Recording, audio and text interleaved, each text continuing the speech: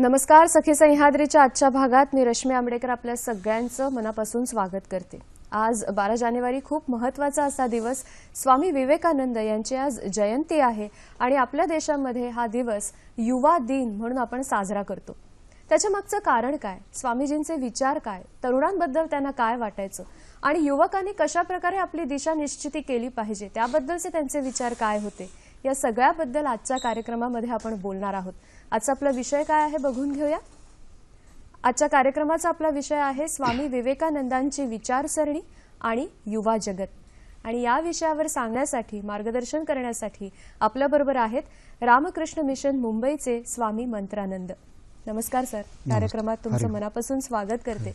Ramakrishna mission तर्फे वेगवेगळ्या सेवा किंवा कार्य केलं जातं, त्यामध्ये शिक्षण आणि रुग्णसेवा या विषयामध्ये सर कार्यरत आहेत.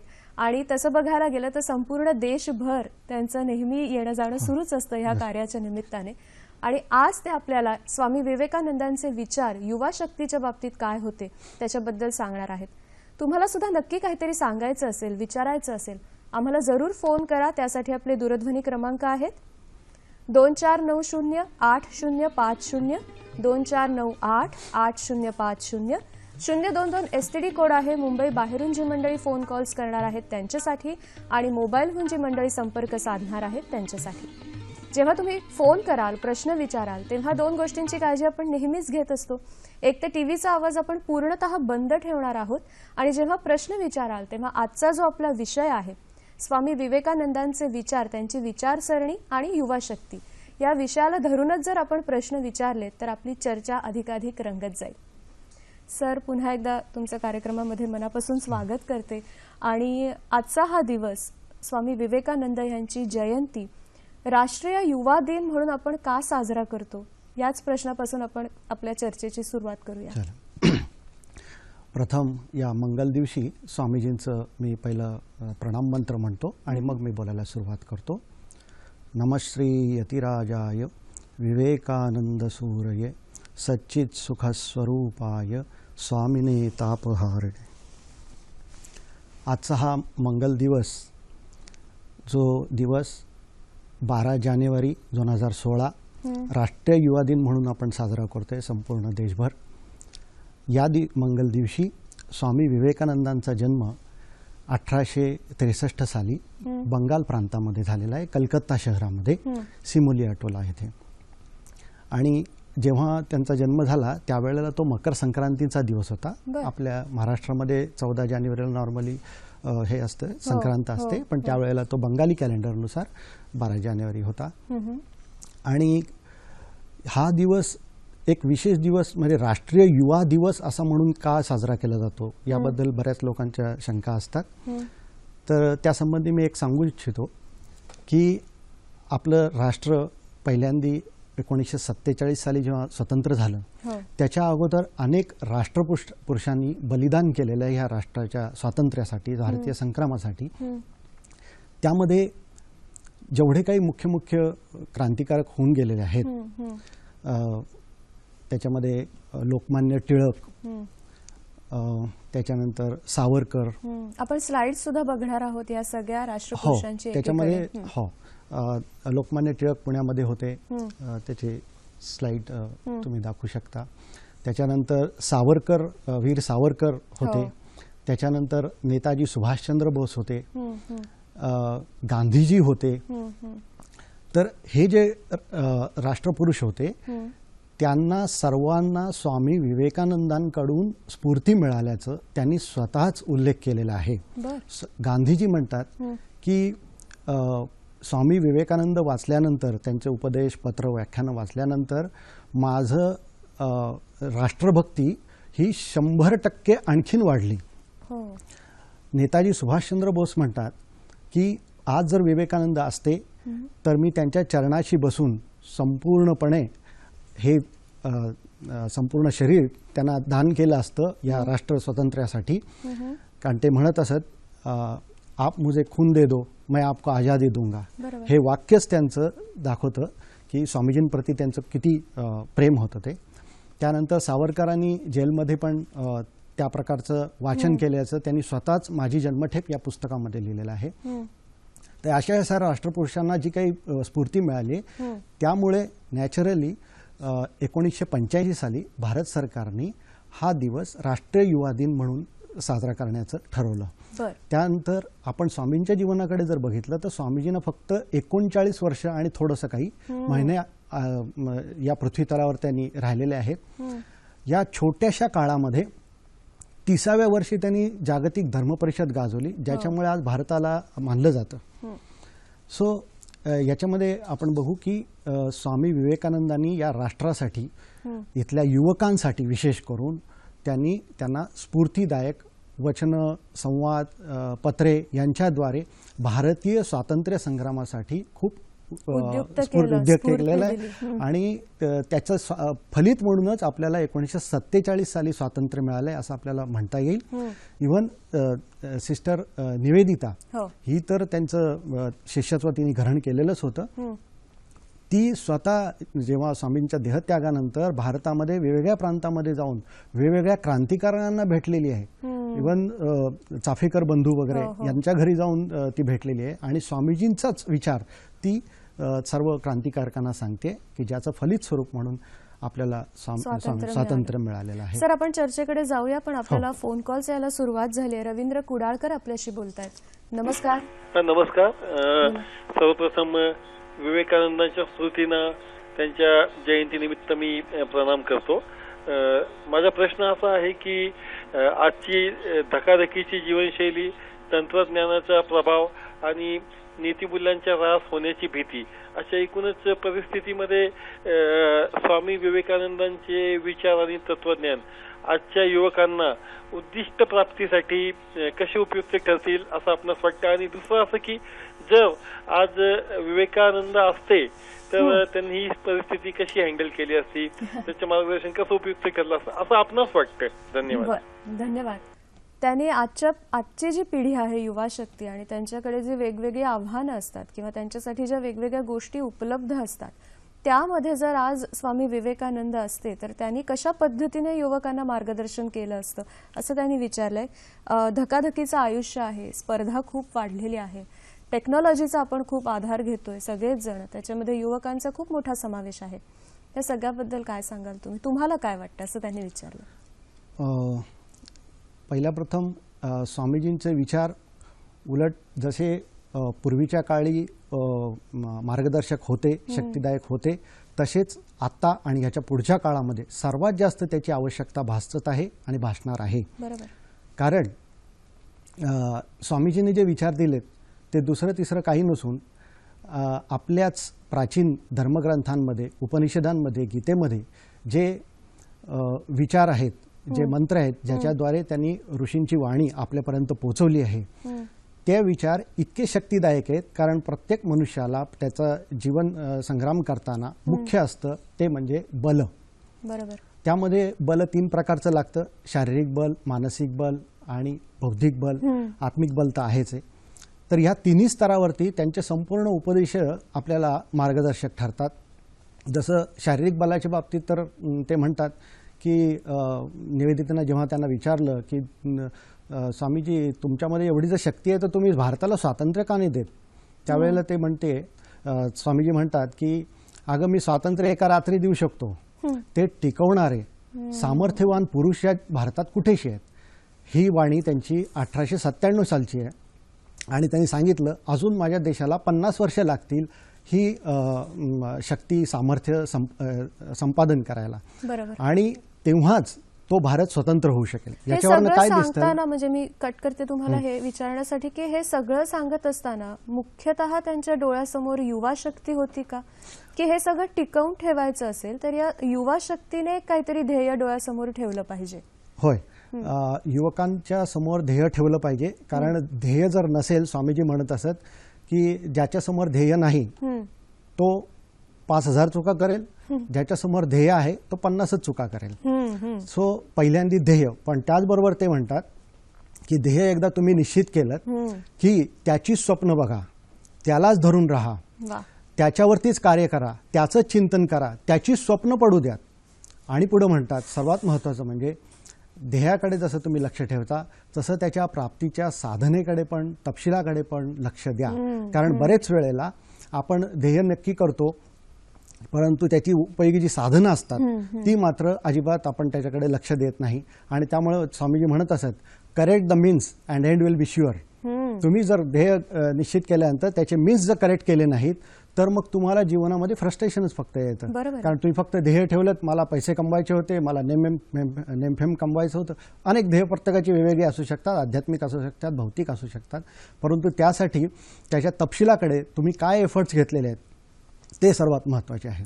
मला वाटतं मॅनेजमेंट स्टडीजमध्ये ह्याच्यापेक्षा वेगळं काही ठरवलं जात नाही किंवा शिकवलंही जात नाही की जर तुम्ही एखादं गोल अचीव करायचं असेल तर ते गोल आधी तुम्ही नीट काय ते ठरवा आणि मग त्या पूर्ततेसाठी तुम्हाला त्याच्याचकडे पूर्णतः लक्ष केंद्रित करावं लागतं.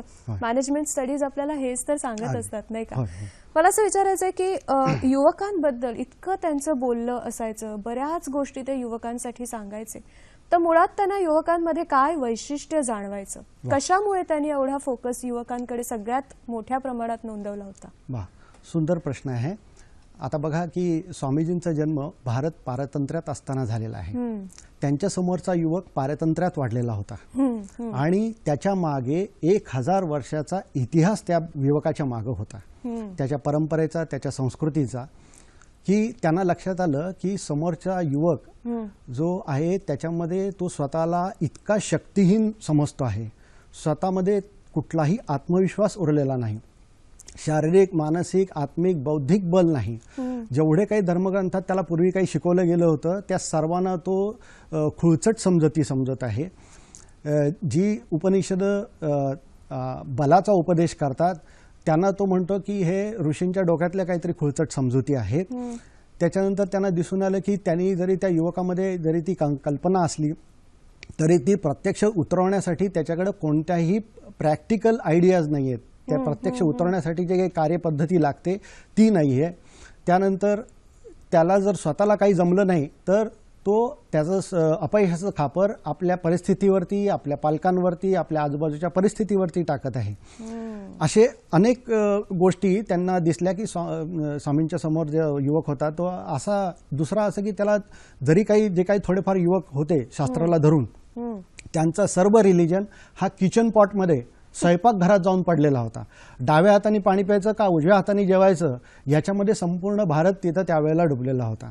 असा जो युवक त्यांच्यासमोर होता त्यांना स्वामीजींना असं दिसून आलं की पहिल्यांदी याला शारीरिक बल, त्यानंतर याच्यामध्ये वैचारिक बल, पण त्या वैचारिक बल देताना सुद्धा त्यांच्यासमोर कुठला तरी एक धर्मग्रंथ ठेवल्याशिवाय, त्यांना त्यांच्या पूर्वजांच्या ऋषींनी केलेल्या कार्याविषयी सांगितल्याशिवाय त्यातलं बल उद्धृत होणार नाही. म्हणून स्वामीजींनी पहिल्यांदी काय केलं की उपनिषद हाताशी घेतली. त्यावेळेच्या आपण बघतो की भारतीय स्वातंत्र्य संग्रामाच्या काळामध्ये अनेक सामाजिक संघटना उदयास आल्या. त्याच्या अगोदर काही सामाजिक समाजसेवक निर्माण झाले.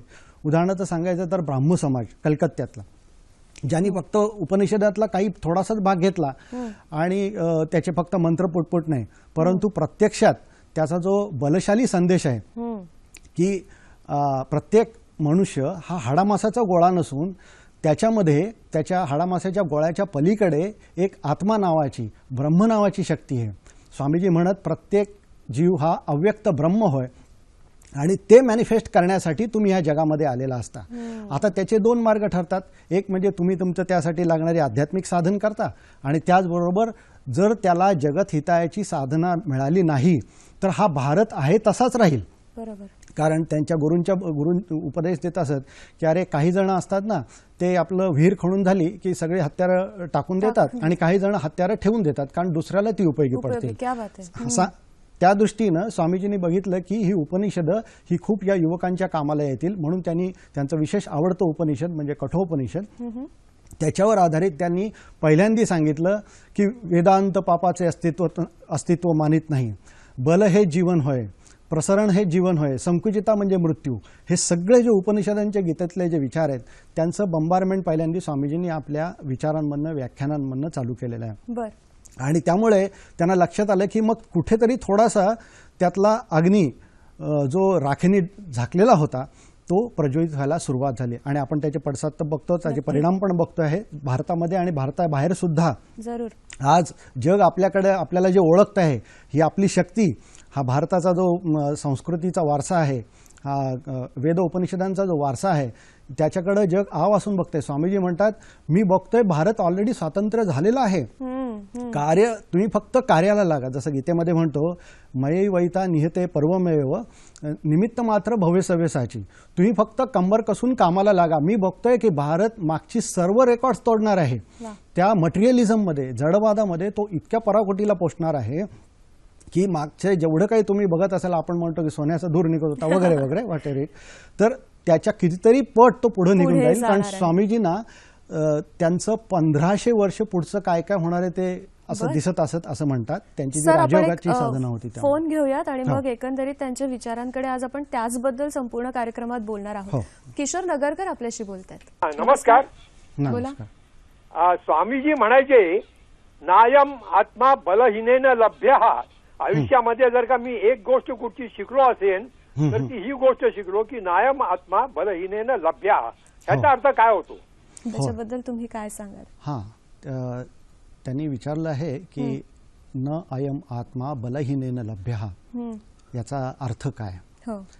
या ठिकाणी एक विशेष महत्वाचं म्हणजे हा उपनिषदातला आपला महामंत्र आहे, ज्याचा स्वामीजी नेहमी उल्लेख करत, म्हणूनच त्यांनी तो प्रश्न विचारलाय.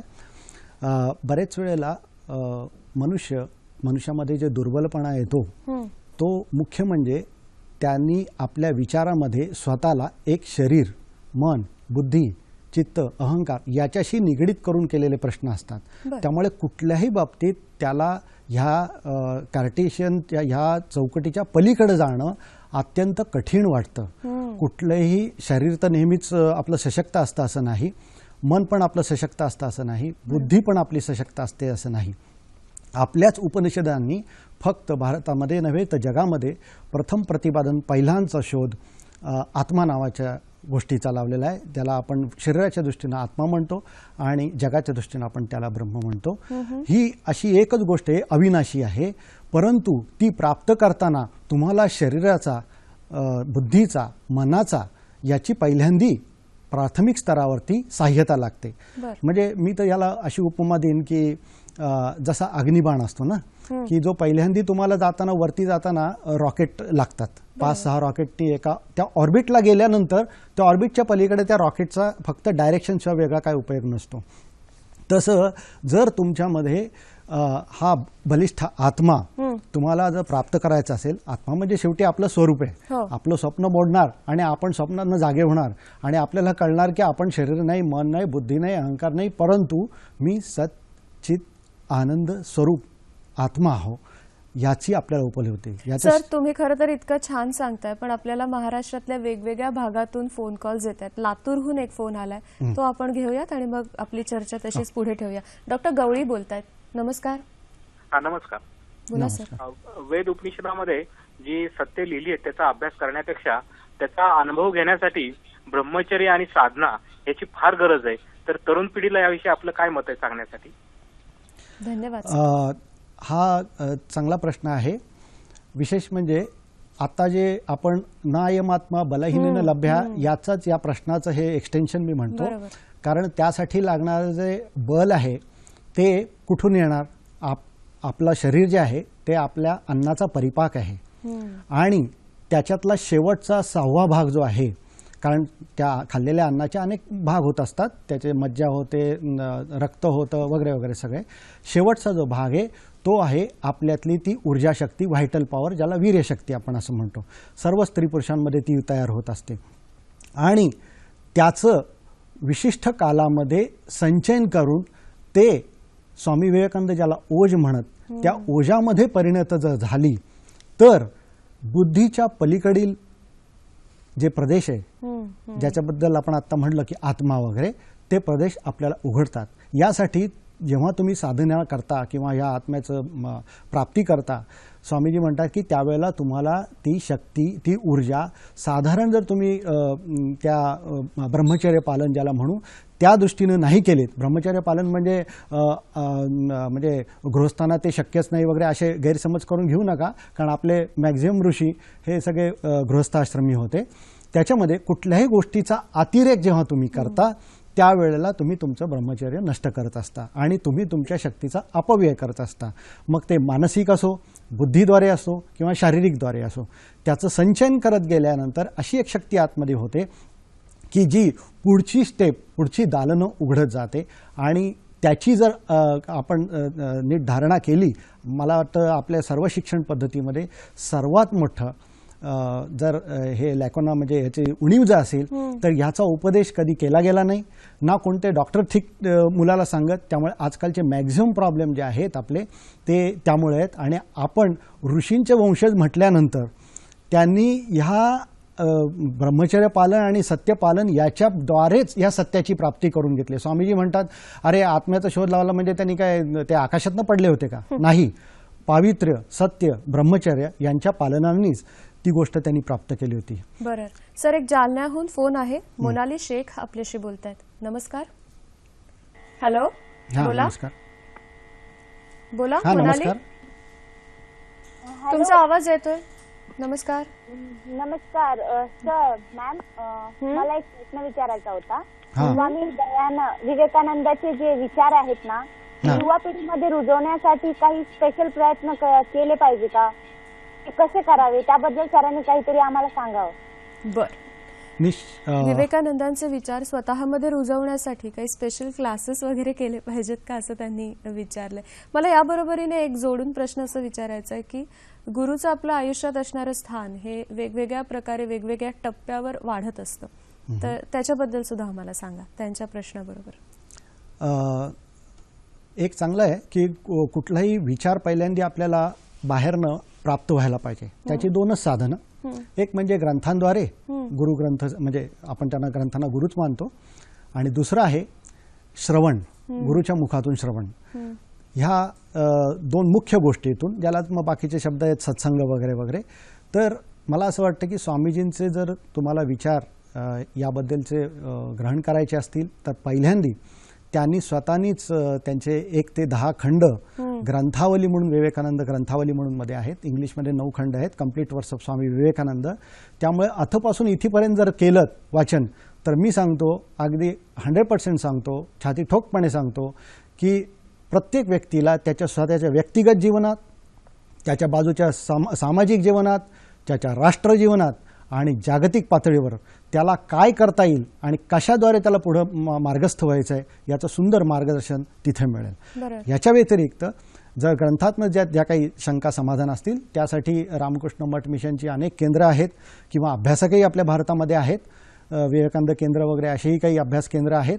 त्या ठिकाणी जाऊन तिथल्या प्राप्य वरांनी बोधतं, जसं कठोपनिषदामध्ये स्वामीजींनी सांगितलं, उद्धृत करत असत, उत्तिष्ठत जाग्रत प्राप्य वरांनी बोधतं. यावरती शंकर भाष्य जेव्हा शंकराचार्य करतात त्यावेळेला अर्धा पार्टमध्ये ते म्हणतात प्राप्य वरांनी बोधतं म्हणजे काय, निबोधत या शब्दावरती ते पर्टिक्युलर म्हणतात, प्रकृष्टान आचार्यान निबोधत. त्यांच्याकडे म्हणजे विशिष्ट आचार्य जे आहेत, आचार्य आणि प्रोफेसरमध्ये फरक आहे, जे आचरण करतात ते आचार्य यांच्याकडे जाऊन त्याचा जर तुम्ही बोध करून घेतला तर तुमच्यामध्ये प्रकाश लवकर पडतो. कारण विचार कुठलेही हे नुसते शब्द नसतात, तर तो आचार्य आपली एक शक्ती त्या शब्दांबरोबर ट्रान्समिट करत असतो. आणि ते मला वाटतं योग्य वेळेला तुमच्या आयुष्यात त्या गुरुनी येणं हे सुद्धा खूप महत्वाचं असतं, जे स्वामी विवेकानंदांच्या बाबतीत झालं असं म्हणायला हरकत नाही. निश्चितच. जसं ह्या राष्ट्रीय दिनासंबंधी आपण बोललो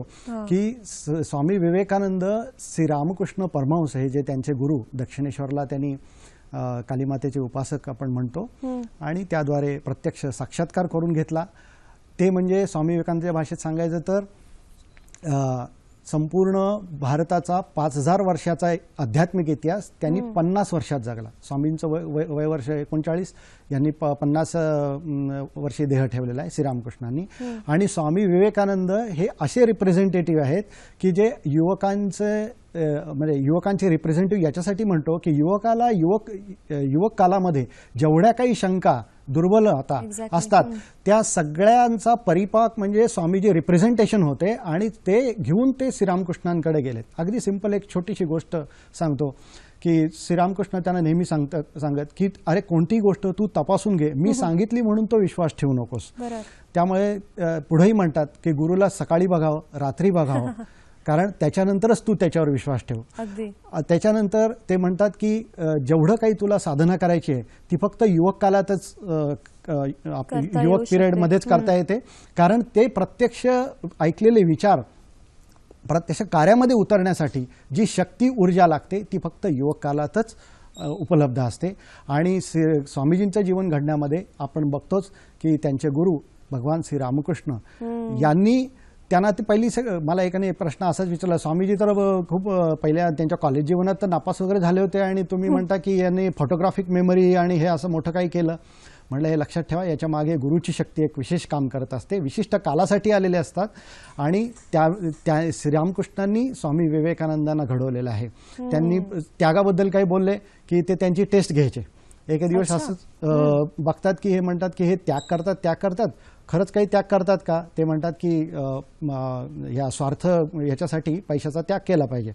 तर त्यांनी एक दिवस कॉईन ठेवलं, एक नाणं ठेवलं त्यांच्या गादीच्या खाली आणि ते दूर जाऊन उभा राहिले.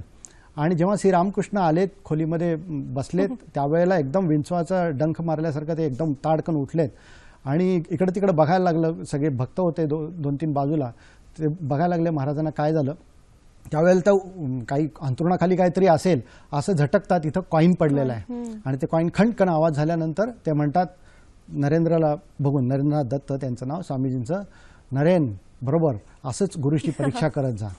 सांगायचा उद्देश त्यांच्या संपूर्ण जीवनाच्या मागे श्रीरामकृष्ण स्वतः सतत उभे होते. त्यांच्यावर जेव्हा परदेशामध्ये प्रचार करताना विषप्रयोग करण्यात आला, ते जे काय सांगतात त्याच्याबद्दल, त्यावेळेला गुरुजीच त्यांचं रक्षण करतायत. बरं, आपण एक फोन घेऊया. प्राजक्ता मुळे आपल्याशी बोलतायत मुलुंडहून. नमस्कार. मी डॉक्टर प्राजक्ता मुळे बोलते मुलुंड. नमस्कार. मला असं म्हणायचं होतं की तरुण वयात साठी हे त्यांचं मार्गदर्शन स्वामीजींचं अत्यंत गरजेचं आहे हे निश्चित. पण हे ना यंग बॉइलिंग ब्लड असतं, कामक्रोध हे षडरूपापासून त्यांना दूर राहणं फार कठीण असतं. अशा वेळेस त्यांचे विचार आपण हॅमरिंग केले तरच त्यांच्या ह्याच्यात होऊ शकतात. तर विनोद तावडेंसारख्या शिक्षणाधिकाऱ्यांनी शाळेत इव्हन युवा कॉलेजेसमध्ये सांस्कृतिक क्लास जो असतो त्याच्यामध्ये प्रत्येक दिवशी एखादं लेक्चर जरी ठेवलं तरी त्याचा परिवर्तन मुलांमध्ये नक्कीच होऊ शकेल आणि हिंसा ज्या रेप वगैरे ह्या गोष्टी सुद्धा पासून मुलं दूर होतील असं मला वाटतं. तर सरकारला आपण सजेशन देऊ शकाल का? Thank you very much. स्वामीजींचे विचार हे हॅमर झाले पाहिजेत, म्हणजे प्रत्येकापर्यंत पोहोचले पाहिजेत.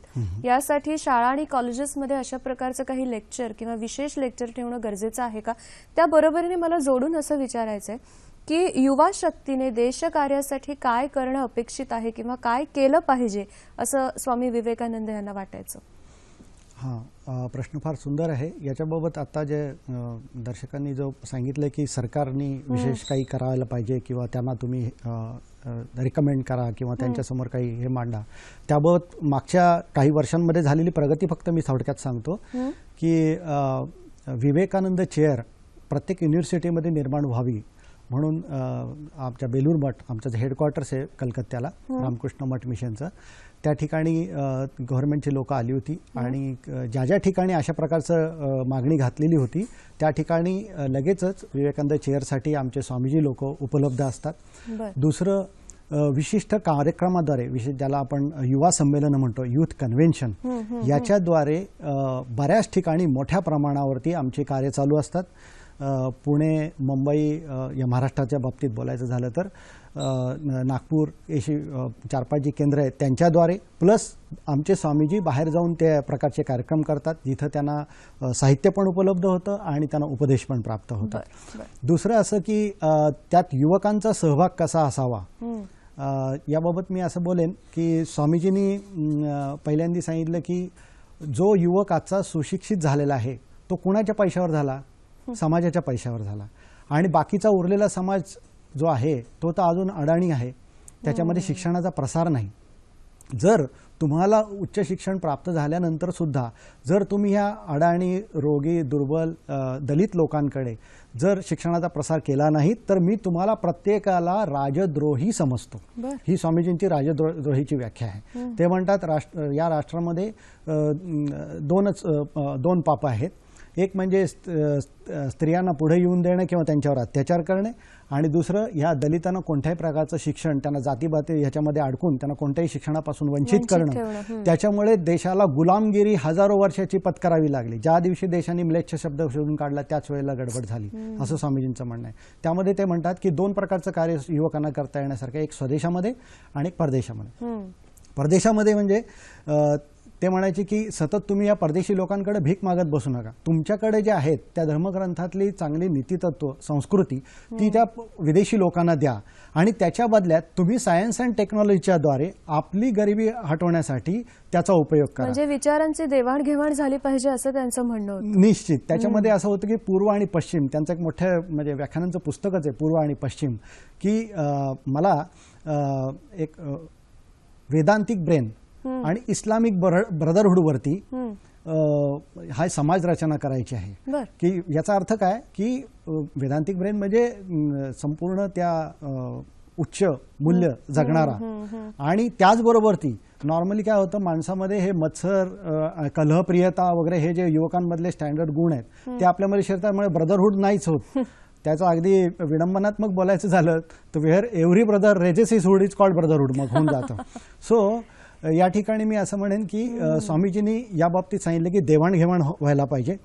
आणि दुसरं म्हणजे कुठल्याही देशाला किंवा वैयक्तिक जीवनामध्ये 3 गोष्टी फार महत्त्वाच्या असतात. एक म्हणजे मत्सराचा अभाव, जे चांगलं करत आहेत त्या सर्वांना सहाय्य करणे. मला वाटतं आजकालच्या पॉलिटिकल जगात बघायला गेलं तर जो चांगला करतो त्याला खाली ओढण्याची शक्यता जास्त असते. आणि व्यक्तीच्या चांगुलपणावरती प्रचंड विश्वास, आणि तो जर नसेल तर आपला समाज, आपली संस्कृती, आपला देश कधीच टिकू शकणार नाही आणि आपण कधीच पुढं प्रगतिशील होणार नाही. म्हणजे समोरची व्यक्ती ही आपल्याबरोबर चांगलं वागणार आहे आणि तिच्यामधल्या चांगलेपणावर आपण विश्वास ठेवून जर पुढे गेलो तर चांगली प्रगती आपली होऊ शकेल. निश्चित. हे आजच्या काळामध्ये काय येणाऱ्या प्रत्येक काळामध्ये हे लागू पडणार आहे, नाही का? आणि एक दुसरं विशेष म्हणजे स्वामीजी सांगत की प्रत्येक राष्ट्राचा एक प्राण असतो. बरोबर. जसं इंग्लंडच्या बाबतीत ते म्हणतात की तिथं राजनीती, राजकारण हा त्यांचा प्राण आहे. त्यांना कुठलीही गोष्ट काही समजून सांगायची झाली तर ते त्या पद्धतीने त्याचा राजकीय फायदा काय, राजकारणात कसा फायदा होईल असं सांगावं लागतं, किंवा वाणिज्याच्या म्हणजे पैशाच्या बाबतीत काय प्रगती होईल. पण भारतामध्ये ही गोष्ट आपला धर्मच हा प्राण आहे, आणि कुठलीही गोष्ट धर्माच्या साहाय्याने जेव्हा सांगतात त्यावेळेला ती लोक लवकर आत्मसात करतात. अगदी छोटंसं उदाहरण एक विनोदात्मक सांगतो. जर एखाद्या गावचं विहिरी स्वच्छता अभियान चाललंय म्हणून सांगतो, गावची विहीर जर स्वच्छ करायची असेल तर तुम्ही कितीही बोर्ड लावा, कुणी येणार नाही. नुसतं कोणीतरी सांगा की अहो त्यामध्ये त्या गणपतीची एक मूर्ती आहे आणि ती काढायला आपल्याला सगळ्यांना साफ करावं लागेल, पहिलं पाणी आणि ते गाळ काढावं लागेल, सगळे तिथं हजर राहतील. पण कुठलाही बोर्ड लावला तर कुणी कधी येणार नाही. सांगायचा उद्देश काय की एखादी गोष्ट करताना त्याला स्वामीजी म्हणतात या देशामध्ये धर्मच हा भारताचा प्राण आहे, आणि जर तुम्ही या धर्माला अनुसरून जर पुढची काही पिढ्या चालला नाहीत तर 3 पिढ्यामध्येच तुम्ही आणि तुमचं राष्ट्र नष्ट होईल. आणि ही त्यांनी वॉर्निंग मला आठवते की स्वामीजींनी त्यांच्या काळात जेव्हा दिली त्याच्यानंतर जगाला 2 महायुद्ध बघायला मिळाले. कारण त्यावेळेला त्यांनी सांगितलं होतं की युरोप आज जडवादाच्या उंबरठ्यावरती आहे, धर्म नावाची चीज तिथं राहिलेली नाहीये, त्याचा कधीही विस्फोट होऊ शकतो. आणि ती 2 महायुद्ध यांनी बघितली, जगाने बघितली, आणि तिसरं येऊ घातलेलं आहे. आणि त्यावेळेला फक्त भारताचा हा धर्म, ही संस्कृतीच जगाला पुन्हा एकदा वाचवेल. मला वाटतं आताची वृत्तपत्र आणि हे सगळे माध्यम ती गोष्ट सतत सांगतायत की तुमच्या देशातलं जे काही आहे ते आम्हाला लगेच द्या. उदाहरणार्थ योग, आत्ताचा मोठ्या इंटरनॅशनल लेव्हलवरती तो योग पोचला गेला. केवळ भारतात नॉट ओनली योग, आयुर्वेद आहे, बाकीच्या अनेक गोष्टी संस्कृतीच्या आहेत, नीतिमूल्याच्या आहेत. जसं simple family life, it is a great challenge for the foreign countries. ते म्हणतात तुमच्याकडे लोक एकत्र कशी राहतात 20, 25, 40 वर्ष शेवटपर्यंत कशी राहतात, it is a miracle for them. आणि आमच्याकडे विभक्त झाल्यानंतर म्हणतो तो वेगळा राहिला, आश्चर्य वाटतं एवढे वर्ष राहिला. दोघांच्या संस्कृतीमध्ये केवढा मोठा फरक जाणवलेला मला वाटतं. आणि हीच देवाणघेवाण जर झाली तर आपण निश्चितच चांगल्या प्रकारची प्रगती करू शकतो, नाही का? आपण आणखीन याच्यानंतर बोलणार आहोत की स्वामी विवेकानंद तरुणांना कशा पद्धतीने प्रेरित करायचे त्याच्याबद्दल बोलूया. पण आपल्याला पवन पाटील यांचा फोन आलाय. नमस्कार. नमस्कार मॅडम. बोला सर. मॅडम मी धुळे जिल्ह्याहून बोलतोय, शिरपूरहून. माझा प्रश्न असा आहे मॅडम स्वामीजींना,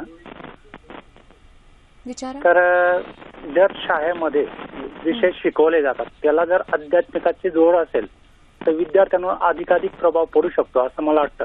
तर स्वामींचं याच्यावर काय म्हणणं आहे ते सांगा. धन्यवाद. याच्यामध्ये अभ्यासक्रमामध्ये जसं आता माझ्या जीवनात प्रत्येक बोलायचं झालं तर मला पहिल्यांदा ते 4थीमध्ये थोरांच्या ओळखीमधनं कळलं विवेकानंद आहेत, रामकृष्ण परमहंस आहेत किंवा आणखीन जे महापुरुष त्यावेळी निर्माण झालेले त्याच्यातनं कळालं. थोडक्यात काय की मुलांच्या अभ्यासक्रमात पहिल्यांदा हा विषय असावा. दुसरं असं की कॉलेज जीवनानंतर सुद्धा प्रत्येक युवकांनी कमीत कमी 1 वर्ष फक्त विवेकानंदांच्या ग्रंथांचं अनुशीलन करावं असं मी म्हणेन. जर माझ्याकडे पैसे आले तर मी पहिल्यांदा एक फुकट संस्था चालू केली या मुलांसाठी आणि सांगेन की सगळं काही बंद करा, नोकरीच्या शोधार्थ कुठेही जाऊ नका. 1 वर्ष मी तुम्हाला खाऊ पिऊ घालतो, फक्त तुम्ही कंटिन्युअस ते वाचा, ते ग्रहण करा, चर्चा करा आणि मग तुम्हाला 1 वर्षानंतर जे काही करायचंय, अध्यात्मामध्ये जावा, नाहीतर देशकल्याणासाठी जावा, नाहीतर मिलिटरीमध्ये जावा, नाहीतर प्रत्यक्ष धंदा करा. कुठल्याही जीवनामध्ये तुम्ही जावा, you will be the successful person. असं काय त्यांच्या विचारामध्ये होते, असे कोणते विचार होते स्वामीजींचे की जे अशा पद्धतीने युवकांना प्रेरित करायचे? कशा पद्धतीने हे सगळं चालायचं, काय सांगा? पहिल्यांदा तर एक तर आहे की प्रत्येक मनुष्य कुठल्याही गोष्टीमध्ये शिरायच्या अगोदर पहिला भयभीतपणा पहिला त्याचा असतो, भित्रेपणा. मी बिझनेसमध्ये उतरलो, मला तोटा आला तर मी काय करू, म्हणजे पहिला निगेटिव्हिटीचा नकारात्मक विचार त्याच्यामध्ये असतात. त्यासाठी त्याला स्वामीजी म्हणत की चिखल चिखलाने धुतला जात नाही, स्वच्छ पाण्याने धुतला जातो. सो पहिल्यांदा त्याला विचार कुठेतरी मिळाले पाहिजेत, पॉझिटिव्ह विचार, सकारात्मक विचार उपलब्ध व्हायला पाहिजेत. आणि मला वाटतं विवेकानंद साहित्य हा त्याचा सर्वात मोठा स्रोत आहे, कारण तो आधुनिक भाषेमध्ये बोलतो. आपले आधुनिक प्रश्न त्याच्यामध्ये उत्तमपणे उत्तरं दिलेली आहेत.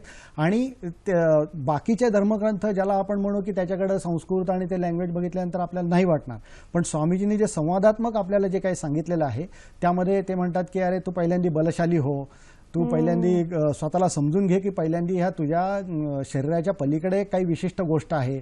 तुझ्या मनुष्य जीवन कशाला आलास, तू कोण आहेस, तू कशासाठी जगतोयस, तू एवढा सगळा आठापिटा कशासाठी करतोयस. मग तो म्हणतो नाही मला माहित नाही, मला ते घरच्यांसाठी करायचंय. अरे घरच्यांसाठी का करतोस, शेवटी सुखासाठीच करतोस ना, मग याचं अंतिम सुख कुठेशी आहे तुझं. मग त्यावेळेला स्वामीजी म्हणतात मी जे सांगितलं त्या 3 शब्दामध्येच आहे ते. तुला नेहमी सुखाकडे जावंसं वाटतं ना, तोच तुझा आत्मा, तो सुखस्वरूप आहे, त्यालाच आपण आनंद स्वरूप म्हणतो. तुला सतत जगावंसं वाटतं ना, मरावंसं कधी वाटत नाही ना, त्याचंच कारण तुझ्या मागं असलेला तो आत्मा सत्स्वरूप आहेस. आणि तू सतत तुला अडाणी म्हटलं, मूर्ख म्हटलं तर केवढं लागतं. नॉलेज स्वरूप तू आहेस, ज्ञान स्वरूप आहे. तुला अडाणी म्हटलेलं आवडत नाही, कारण ते तुझं स्वरूप आहे. त्यामुळे तू सच्चित आनंद स्वरूप आहेस. त्याच्याकडं तुझा अप्रत्यक्षरित्या हा प्रयत्न चालू आहे. हे जर तू नीट समजून घेतलंस तर तू कॉन्शियसली त्याच्यामध्ये एफर्ट्स करशील. आणि कुठलंही क्षेत्र जरी निवडलं, तू कुठल्या स्टेशन्स ऑफ लाईफला आहेस, तू कोणत्या स्तरावरती आहेस, कोणत्या पातळीवर हे जाणून घेशील आणि नंतर मग त्याप्रमाणे उपलब्ध साधनांमधनं तो पुढे त्या अंतिम सत्यापर्यंत जाशील. म्हणजे थोडक्यात काय की ह्या सगळ्याचा विचार करत असताना किंवा आपण आपल्या भवितव्याचा किंवा भविष्याचा विचार करत असताना आधी स्वतःशी संवाद साधणं हे फार गरजेचं आहे. आपण नेमके कुठे आहोत आणि कोण आहोत हे थोडंसं थांबून विचार करणं गरजेचं आहे. हाच पाया आपण मानूया. आपल्या या चर्चेमध्ये सर जे प्रेक्षक सहभागी होत आहेत त्यापैकी आणि जे होणार आहेत त्यांचे सुद्धा प्रत्येकाचेच विचार असे आहेत की पुढच्या पिढीसाठी किंवा आत्ताचे जे युवक आहेत त्यांच्यासमोर स्वामी विवेकानंद यांचे विचार जास्तीत जास्त मोठ्या प्रमाणामध्ये सांगितले गेले पाहिजेत. म्हणजेच आपण असं म्हणतोय की स्वामी विवेकानंद यांचे विचार कालातीत आहेत. तर त्याच्या मागचं कारण काय, या सगळ्याबद्दल तुम्हाला काय वाटतं? कालातीत विचार आहेत असं आपण जेव्हा म्हणतो, पहिले एक तर स्वामीजींचे विचार स्वतःचे नाहीच आहेत. जे काही आहेत ते उपनिषदांचेच विचार ते आधुनिक भाषेत मांडलेले आहेत. फक्त जसं निवेदितांनी म्हटलं होतं, स्वामीजींचे सगळी अनेक प्रवचन उपदेश ऐकलं. स्वामीजी त्यांनी स्वतः पण उपनिषदांचा स्टडी केला होता, अभ्यास केला होता. स्वामी तुम्ही उपनिषदांशिवाय काही बोललाच नाहीत. त्यावेळेला स्वामीजी म्हणतात की मी old wine in new bottle, तीच जुनी दारू नवीन बाटलीमध्ये भरून देतोय, बाकी वेगळं काहीच नाही. कारण जेवढी त्यांनी तुमची व्याख्यानं, त्यांचे जर तुम्ही पत्र आणि यांचं व्याख्यानांचं जर आलोचना केली तर तुम्हाला लक्षात येईल की उपनिषद वेदांमधनंच जे काय बोलायचं ते बोललेलं आहे. फक्त आधुनिक भाषेत त्यांनी ते आणून दिलं आणि त्याबरोबर आपली अनुभूती त्यांना गुरूंनी जी करून दिली होती त्या प्रत्येक शब्दावरती अनुभूती असल्यामुळे त्या प्रत्येक शब्दाला एक प्राणशक्ती प्राप्त होते. त्यामुळे ते तुम्ही वाचताना ते शब्द जणू काही इलेक्ट्रिफाय करतात तुम्हाला, कारण ते शब्द नसून मग त्या अंतिम सत्याकडे तुम्हाला ते घेऊन जाण्यासाठी मदत करत असतात. थोडंसं हे जे आता तुम्ही विचारलं की स्वामीचे विचार कसे आपल्याला आगे घेऊन जातील, आता ॲक्च्युली आपलं राष्ट्र जे आहे सर्वात तरुण राष्ट्र म्हणून मानलं जातं, कारण युवकांची संख्या जास्त आहे आपल्या देशामध्ये. आणि आत्ताच आपण बघितलं की स्वामी विवेकानंद हे जणू काय आयकॉन आहेत त्या आत्ताच्या ह्याच्यामध्ये. तरुण राष्ट्र याच्यासाठी म्हटलंय की 64% लोक सरासरी 29 वर्षाचे असतील 2020-21 पर्यंत. आणि त्यांचं टोटल जर वयोमर्यादा बघितली तर 15 ते 35 किंवा 14 ते 34 मध्येच हा एज ग्रुप राहणार आहे. हे एवढे युवक असं एकमेव जगातलं राष्ट्र आहे की एवढ्या प्रमाणात तरुण आहेत. आणि मला वाटतं की यावेळेला जसं स्वामीजी म्हणत की there is no religion for empty stomach, रिकाम्या पोटी धर्म होत नाही. तुमची किती महान धर्मतत्व असली तरी तुम्ही बाजूला ठेवा, पहिल्यांदा माझं पोट भरा. ती पोट भरायची विद्या, ज्याला श्रीरामकृष्ण म्हणत केळ्या तांदळाची विद्या, ती पहिल्यांदा विद्यार्थ्यांना द्यावी लागेल. बरोबर. त्याच्यातनं तो ते उच्च विचार ग्रहण करण्यासाठी नंतरचा पुढचा प्रश्न येईल. आता प्रॅक्टिकल गोष्ट आपल्या देशामध्ये अत्यंत आवश्यक अशी आहे की स्वामीजींचे विचार प्लस त्याला व्यवसाय अभिमुख शिक्षण, ह्या दोघांचं जर कॉम्बिनेशन आपल्या जगामध्ये झालं, भारतामध्ये झालं, तर पुढचे कित्येक शतकं हा भारत जो स्वामीजींना दिसला होता, ज्यांना त्यानं दर्शन झालं होतं, स्टॅटिस्टिक्सवरनं सांगितलेलं नव्हतं की ती ऑलरेडी सिंहासनावरती विराजमान आहे वगैरे भारतभूमी, हे सगळं प्रत्यक्षात उतरेल. त्यासाठी 2 गोष्टी आवश्यकता आहेत. एक म्हणजे विवेकानंदांचे हे जे शक्तिदायी विचार आहेत, आपलं आत्मबल जागृत करणारा, मुख्य सत्याकडे घेऊन जाणारा, आपलं मनुष्य जीवन कशाने केंद्रित व्हायला पाहिजे, कशाने परिचालित व्हायला पाहिजे, हे सगळे विचार त्याच्या कानावर पडले पाहिजेत. प्लस त्याला भौतिक शिक्षण पण आवश्यक आहे. त्याला व्यवसाय अभिमुख शिक्षण म्हणतात. आणि त्या बाबतीत मी म्हणेन की रामकृष्ण मठ मिशनचं जे कार्य आहे, जगभर भरलेल्या संपूर्ण भारतामध्ये 140 संस्था आहेत आणि भारताबाहेर 40 संस्था आहेत, ज्याला वेदांत सोसायटी म्हटलं जातं. तिथं रामकृष्ण मठ किंवा मिशन म्हटलं जात नाही. याच्या व्यतिरिक्त शारदा मठ आणि शारदा मिशन या स्त्रियांच्या संन्यास संघटना आहेत. तर त्यांच्याद्वारे मोठ्या प्रमाणावरती हे दोन्ही गोष्टी एकत्र राबवल्या जातात. आणि त्यालाच अनुसरून स्वामीजींनी पहिलं जे ध्येयवाक्य दिलेलं आहे, आत्मनो मोक्षार्थम जगत हितायच, म्हणजे आत्म्याच्या मुक्तीसाठी साधना करता करताच तुम्ही जगाचं हित पण करा. आम्ही जो संन्यास आश्रम जेव्हा आम्हाला दिला जातो आमच्या आश्रमामध्ये, त्यावेळेला आम्हाला अग्नीमध्ये आहुती देऊन देव, गुरु आणि ज्येष्ठ वरिष्ठ संन्यासांसमोर पहिल्यांदी शपथ घेतली जाते की मी आत्म्याच्या साधनेबरोबर, आत्म्याच्या मुक्तीच्या साधनेबरोबर जगाचं हित करेन. माझं हातचं येणं सुद्धा हे त्यातला भाग आहे. कारण प्राचीन काळामध्ये कधी संन्यासी हा समाजामध्ये आलेला नाही आहे, समाज अभिमुख झालेला नाही आहे. स्वामीजींच्या या दिनाला राष्ट्रीय युवा दिन म्हणण्याचं कारण हेच की हेच एक असे संत होते, राष्ट्रीय संत होते की जे समाज अभिमुख झालेत आणि पहिले समाजाची दुखणं कुठेशी आहे आणि संपूर्ण देशाला कुठे घेऊन जाता येईल त्यांनी पहिल्यांदी ताडलं. बाकीचे संत तर अनेक आहेत, त्यांनी निश्चितच मार्गदर्शन केलेलं आहे.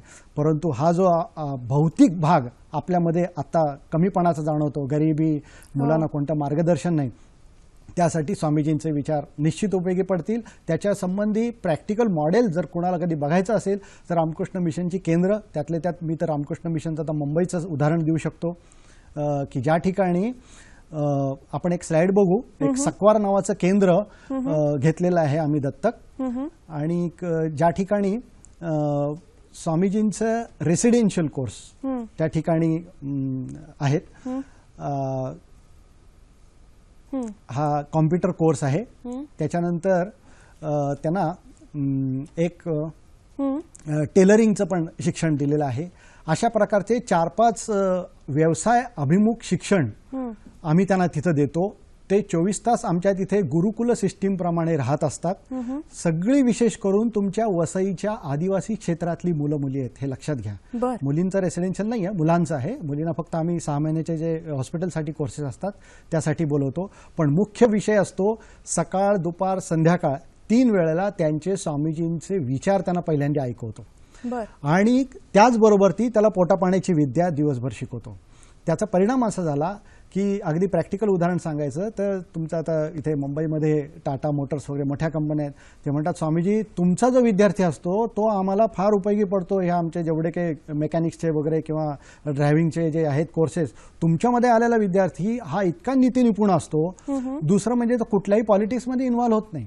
काही विद्यार्थी मला म्हणाले की महाराज आम्हाला जे इथं मिळालं शिक्षण त्यामध्ये बाहेर गेल्यानंतर आम्हाला बरेच वेळेला अशी ओढाताण होते. पॉलिटिकल लीडर आमच्या मागे असतात, इतर कुठल्या तरी वादाची लोक असतात आणि ते आपल्या ह्याच्यामध्ये खेचायचा प्रश्न करतात. आणि त्यामुळे काय होतं की कोणत्या बाजूला जाणं हा जो सामान्य जमान मुलांमध्ये संभ्रम असतो तो आमच्यामध्ये राहत नाही. कारण आम्हाला स्वामीजींनी जीवन दिलं, स्वामीजींनी आम्हाला विचार दिले. बर सर, आपण एक फोन घेऊया. याच्यानंतर आपल्याकडे एक फोन आहे आणि मग आपण नंतर शेवटाकडेच वळणार आहोत. बोला. नमस्कार. नमस्कार, मी बेळगाववरून बोलते, कर्नाटक मधून. माझं नाव शैलजा मठद, गोकाक तालुकामधून बोलते. मला सरांना, गुरुजींना असं विचारायचंय की 1ली ते 5वीच्या मुलांना एकाग्रतेसाठी विवेकानंदांची कुठली पुस्तकं वगैरे वाचायला सांगावी? बर, धन्यवाद. 1ली ते 5वी साठी हा प्रश्न सुंदर आहे. आपल्याकडे अगदी शेवटचं मिनिट आहे सर, त्याच्यामुळे जाता जाताच तुम्ही हे सांगणार आहात. जो वयोगट तुम्ही आपल्याला मला सांगितला आहात, मी तर म्हणेन आई ही पहिली त्याची युनिव्हर्सिटी असते. बाकी स्वामीजींच्या विचारात संबंधी सांगायचं तर स्वामीजींनी एका ठिकाणी म्हटलंय की त्याला पहिल्या लहानपणापासून अंतिम सत्याबद्दल ऐकवा. मदालसेचं उदाहरण देतात की ती पाळणा झुलवताना त्याला म्हणते तू सच्चिदानंद आत्मा आहेस, तू बलिष्ठ आहेस, वरिष्ठ आहेस. तर मला वाटतं तेवढंच आता ह्या एजला त्याला शक्य आहे. आणि म्हणून म्हटलं आई ज्या रामायण महाभारत या गोष्टीतनं त्याला शिकवेल तेच त्याच्या जीवनात पूर्णपणे उपयोगी पडतं, जसं विवेकानंदांचं अगदी. आणि मग नंतर जसं ते मूल मोठं होत जाईल तसतसे विवेकानंदांचे विचार त्याच्यामध्ये जर झिरपले तर मला वाटतं ही आपली सगळीच युवा शक्ती एका खूप चांगल्या कामाने प्रेरित होऊन उत्तम देश घडवण्यासाठी सुद्धा सज्ज राहील. याच आपल्या विचारावर आजच्या कार्यक्रमामध्ये आपण इथे थांबतो आहोत. सर, इथे आलात आणि इतकं सुंदर मार्गदर्शन केलं त्याच्याबद्दल सगळ्यांच्या वतीने मनापासून आभार मानते. नव्या विषयासह नव्या कार्यक्रमामध्ये आपण भेटणार आहोतच. आज मात्र इथेच थांबतोय. नमस्कार.